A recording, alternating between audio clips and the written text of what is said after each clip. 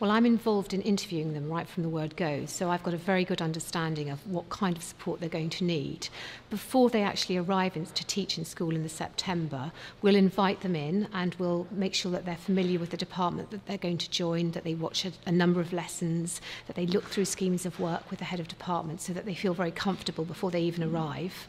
Then when they arrive, they're given a subject mentor as well as their head of department, and then I'm the person who oversees absolutely everything. We'll put together a programme whereby they're going to be observed at least once a week until they find their feet, and they can be observed as many times as they want to be, but at the same time we don't want to be breathing down their necks, so we want them to feel comfortable. We tailor every trainee teacher's programme to their needs because we want to make sure that every single individual gets the attention that they need to make very good progress.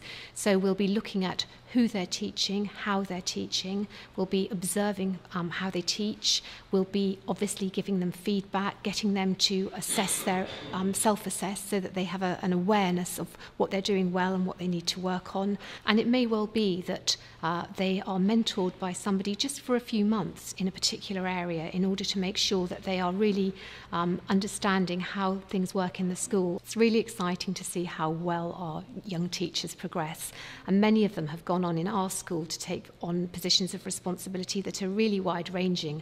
For example, we have someone who's now in charge of co-curricular activities. We have somebody else who is heading up the extended project qualification programme. We also have teachers who go and become assistants, housemasters and housemistresses.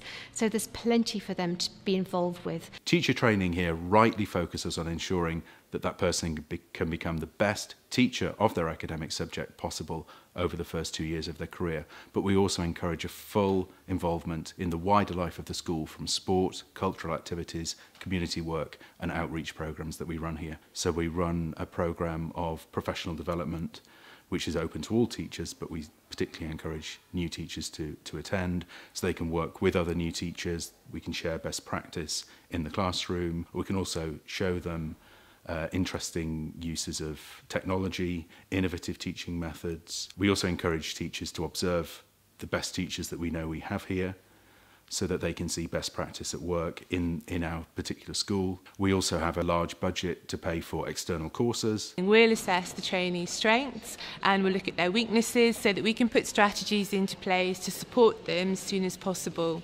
I will have a weekly meeting with the NQT, and we'll discuss a variety of things such as report writing, assessment, behaviour management strategies. But for me, the most important aspect of the support is the observations that the trainees undergo. So I will observe the trainee, and what's most important is that they then evaluate the lesson themselves, and then we come together and we talk about what's occurred, and from that we'll set targets, and that really shapes the way in which the trainee is supported from then on in. But if the trainee is succeeding and doing well, we remove that support, and it's very important that they function independently.